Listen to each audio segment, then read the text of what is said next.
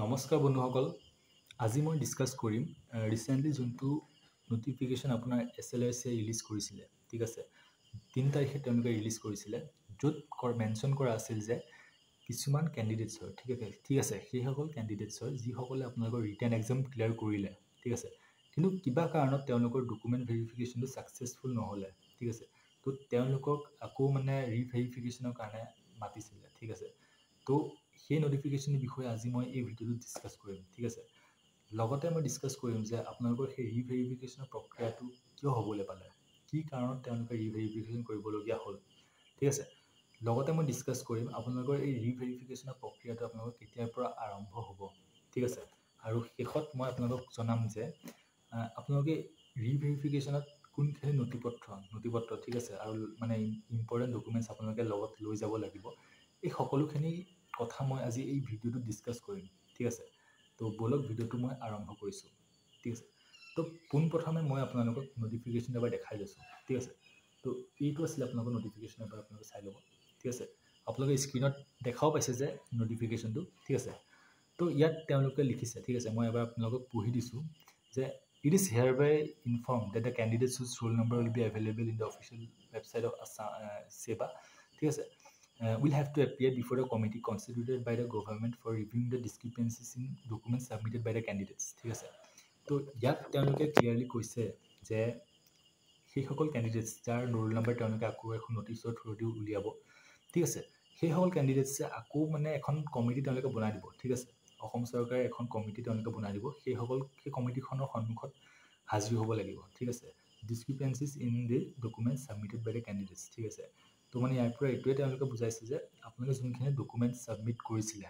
ঠিক আছে, আপোনালোকে যোনখিনি ডকুমেণ্টছ ছাবমিট কৰিছিলে হয়তো তাত কিবা ইনফৰ্মেশ্যন মিছমেচ হৈ আছে। ঠিক আছে, হয়তো আপোনালোকে ফৰ্ম ফিল আপ কৰোঁতে যোনখিনি ইনফৰ্মেশ্যন দিছিলে, ঠিক আছে, লগতে আপোনালোকে যোনখিনি ডকুমেণ্টছ ছাবমিট কৰিছিলে তাৰ লগত হয়তো কিবাকিবি মিলা নাই। ঠিক আছে, বা আপোনালোকে সঠিক নথিপত্ৰ দিয়া নাই। ঠিক আছে, বা কিবা মিচিং কিবা নথিপত্ৰ আপোনালোকে হয়তো কমাই দিছে।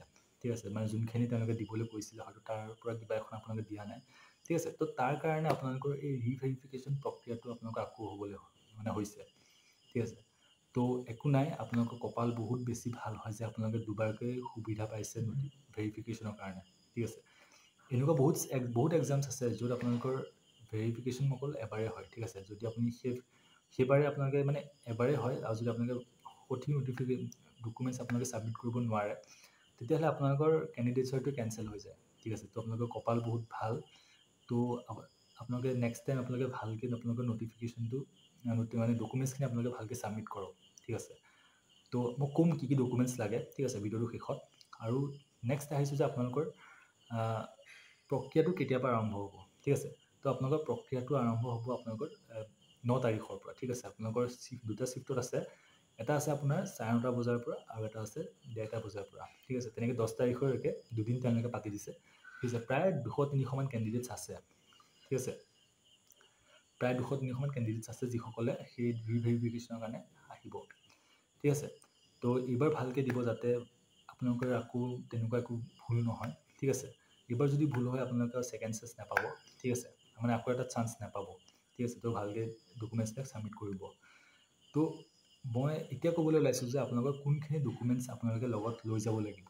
ঠিক আছে, তো প্ৰথমতে হৈ গ'ল আপোনালোকৰ এডমিট কাৰ্ড। ঠিক আছে, তো ইণ্টাৰভিউ ধৰি লওক আপোনালোকৰ যোনখিনি ইণ্টাৰভিউ হওক, তাৰপিছত স্কিল টেষ্টে হওক, তাৰ কাৰণে আপোনালোকৰ যোনখিনি এডমিট কাৰ্ড ওলাইছিলে। ঠিক আছে, যি এডমিট কাৰ্ড আছে আপোনালোকে সেই এডমিট কাৰ্ডকেইখন লৈ যাব। ঠিক আছে, যে অৰিজিনেলখনটো ল'বই। ঠিক আছে, মোক পিছত কৈ আছোঁ, ৰ'ব এক ছেকেণ্ড। তাৰপিছত হৈ গ'ল আপোনালোকৰ এমপ্লয়মেণ্ট এক্সচেঞ্জ ৰেজিষ্ট্ৰেশ্যন চাৰ্টিফিকেট। ঠিক আছে, সেইখন ল'ব। তাৰপিছত ল'ব আপোনালোকে এজ প্ৰুফ, য'ত আপোনালোকৰ কথা কোৱা হৈছে। ঠিক আছে, হাই ছেকেণ্ডেৰী মাৰ্কশ্বিট বা এডমিট কাৰ্ড ল'ব পাৰে। ঠিক আছে, তাৰপিছত ল'ব লাগিব আপোনালোকে pass certificate, admit card, marksheet. ঠিক আছে, যদি আপোনালোকে আপোনালোকে যদি গ্ৰেড 4 হয় ন, তো আপোনালোকে ক্লাছ 8লৈকে যদি আপোনালোকে শিক্ষা আছে তেতিয়াহ'লে ক্লাছ 8লৈকে আপোনালোকে ল'ব লাগিব। বা আপোনালোকে হাই ছেকেণ্ডেৰী বা HSLC লেভেললৈকে যদি আছে তেতিয়াহ'লে আপোনালোকে গোটেই মাৰ্কশ্বিট, পাছ চাৰ্টিফিকেট গোটেইখিনি ল'ব লাগিব। ঠিক আছে, তাৰপিছত এডিশ্যনেল কোৱালিফিকেশ্যন, যদি আপোনালোকৰ এডিশ্যনেল কিবা কোৱালিফিকেশ্যন আছে তো সেইখিনি ল'ব, ঠিক আছে। আৰু যদি আপোনালোক কিবা কাষ্টৰ পৰা বিলং কৰে, ঠিক আছে, যদি আপোনালোক OBC হয়, MOBC হয় বা ST SC যি কাষ্টে নহওক কিয়, সেই কাষ্ট চাৰ্টিফিকেটখন ল'ব, সেইখন বহুত বেছি ইম্পৰ্টেণ্ট হয়, ঠিক আছে। তাৰপিছত আপোনালোক যদি এক্স ছাৰ্ভিচমেন হয়, তেতিয়াহ'লে আপোনালোকে এক্স ছাৰ্ভিচমেন চাৰ্টিফিকেট ল'ব, ঠিক আছে। তাৰপিছত PWD কেণ্ডিডেট যদি হয়, আপোনালোকে PWD কেণ্ডিডেটছৰ চাৰ্টিফিকেট ল'ব, ঠিক আছে। আৰু লাষ্টত আপোনালোকে এটা ল'ব লাগিব আইডেণ্টিটি কাৰ্ড, ঠিক আছে, ফটো ID প্ৰুফ, যেনে আপোনাৰ বেংক পান কাৰ্ড হ'ব, পাছপৰ্ট হ'ব, ভোটাৰ ID হ'ব, ড্ৰাইভিং লাইচেঞ্চ হ'ব, আধাৰ কাৰ্ড হ'ব, ঠিক আছে। তো এইখিনি লৈ যাব, ঠিক আছে।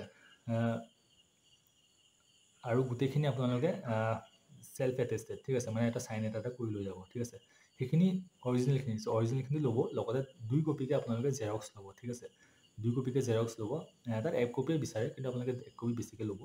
লগতে আপোনালোকে জেৰক্সকেইটা আপোনালোকে চেল্ফ এটেষ্ট কৰিব, মানে এটা চাইন মাৰি দিব, ঠিক আছে।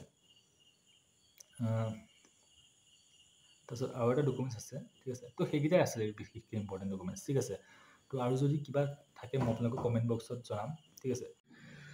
তো ভিডিঅ'টো আজিলৈ ইমানে আছিলে, ঠিক আছে।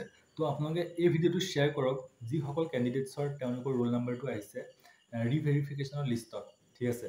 বা আপোনালোকে চাব বিচাৰিলে আপোনালোকে চাব পাৰে, ঠিক আছে। কিবা যদি ডাউট থাকে কমেণ্ট ছেকশ্যনত দিয়ক, আৰু যদি কিবা ছাজেশ্যন আছে মোৰ কাৰণে তেতিয়াহ'লে আপোনালোকে কমেণ্ট ছেকশ্যনত লিখক, মই পঢ়িম আৰু মই এপ্লাই কৰিম, ঠিক আছে। আৰু চেনেলটো আপোনালোকে ছাবস্ক্ৰাইব কৰি ল'ব, কাৰণ ADR বিষয়ে অকল ADR নহয়, অসম চৰকাৰ ৰিলেটেড মই বহুতকেইটা ভিডিঅ' আনিছোঁ, ঠিক আছে। অসম চৰকাৰে হওক বা ভাৰত চৰকাৰৰ এক্সাম ৰিলেটেডে বহুতকেইটা ভিডিঅ' মই আনিছোঁ, আপোনালোকে ডেছক্ৰিপশ্যন বক্সত চাব পাৰে, মই কেইটামান ভিডিঅ' দি থোৱা আছে। তো ভাল লাগিলে চেনেলটো ভিডিঅ'কেইটা চাব, মানে লাইক কৰিব আৰু চেনেলটো ছাবস্ক্ৰাইব কৰি ল'ব, ঠিক আছে। তো আজিলৈ ইমানে, ধন্যবাদ।